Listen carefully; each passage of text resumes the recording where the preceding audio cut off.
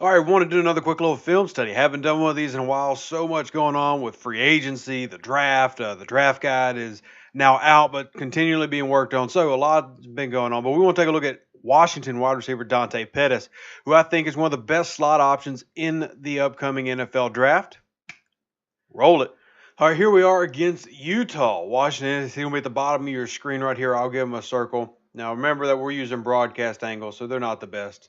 And then, of course, I've got all my graphics that just have to get in the way, which you guys will be all right with because we'll have multiple angles. But we can't use the all 22 that we have, so we got to use this.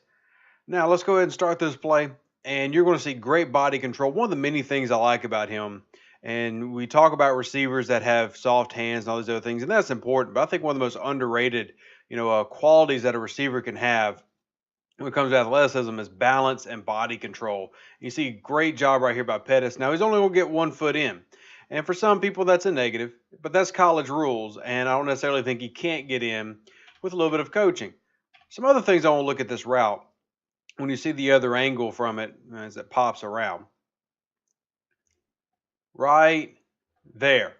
This might not seem like much, but his ability to sink his hips right there and get down to the ground really helps in terms of the amount of time it's going to take him to break out and then cut back up. So what you're getting here is a display of his athleticism, and you will hear a lot of people talk about DBs having stiff hips or receivers having stiff hips. Well, this is the opposite. This is a very fluid movement. He's able to dip and then see how he ducks that shoulder, and now he's got that leverage to the outside.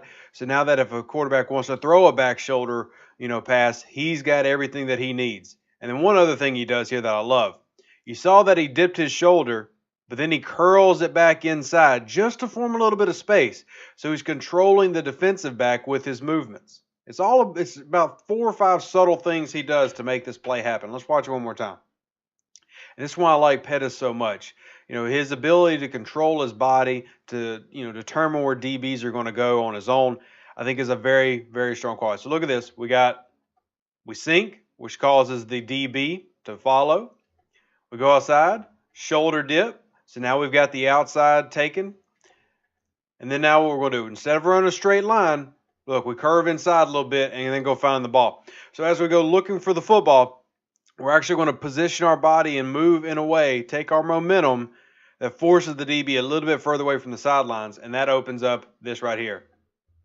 Perfect job for opening up this back shoulder throw for his quarterback, and just really pretty. From an NFL standpoint, yes, you want 2 feet there, but all the body control, the positioning, that's good stuff.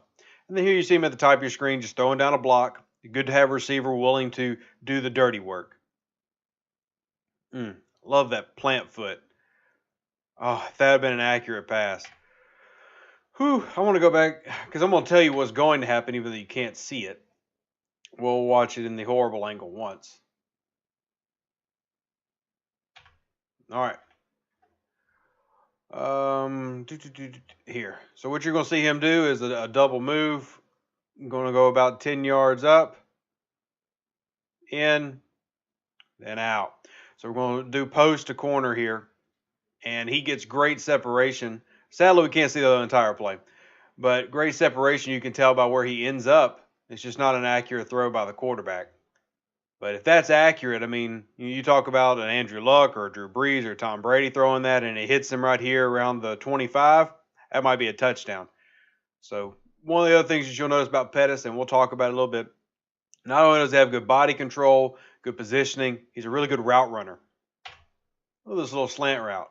I love that. He is not afraid to go over the middle at all.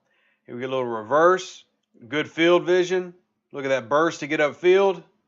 So you're not going to see what I would describe with Pettis as a lot of top-end speed, but you do see good quickness, short area quickness, and then look at this, man. Get the football and then find space. Immediately, read your blocks.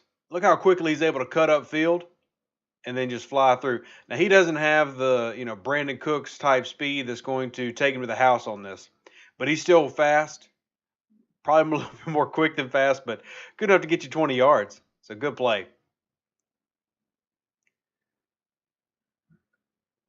I love his body control, man.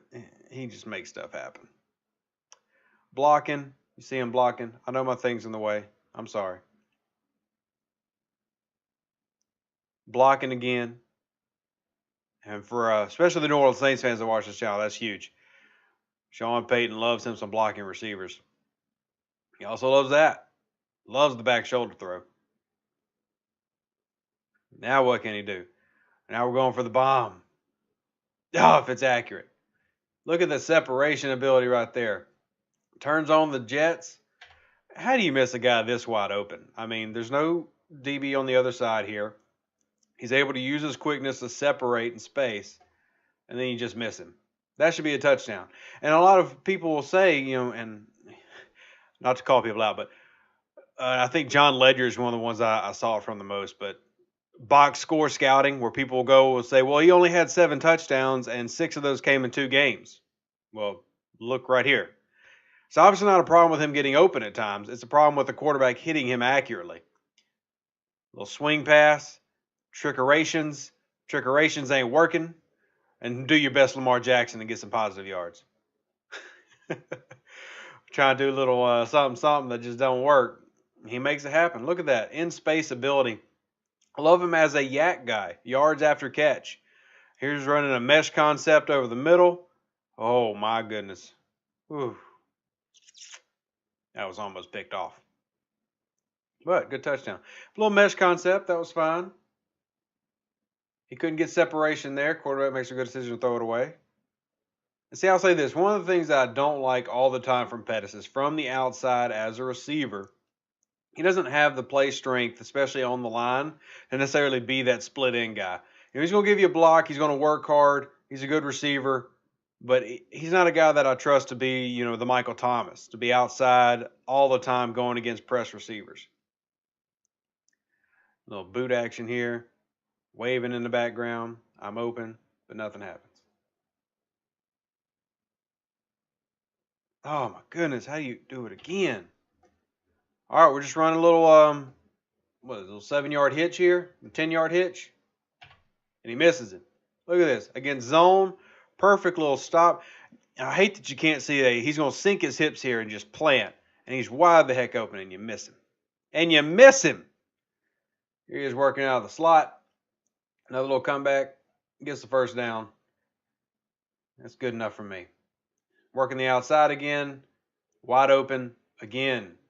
The dude is a route running machine.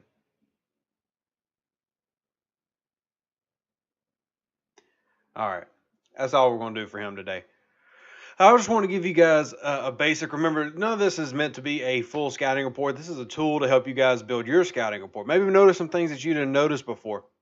I think Dante Pettis is a guy in this league, or coming into the league, who as a slot option, I feel, can be one of the better receivers because he's coming in with technique that's pretty polished. He's a very, very, very good route runner.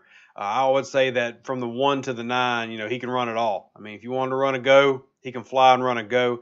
Now, he's not a guy that I would say needs to do that all the time. I don't think that he has the top-end speed to be a consistent guy there, but I do think he can do it. If you need to run a tunnel screen, you see the awareness there, the spatial awareness and the field vision to run it. You need him to run slants. He's willing to run over the middle and take that shot, especially if you want to run like a double slant and have him be the underneath option. I really like that. And also West Coast concepts I think would fit him really well. So looking at things like a flat curl or something like that, you know, running him a quick curl and then a flat underneath with a, you know, running back, or even running him as the flat underneath to the outside.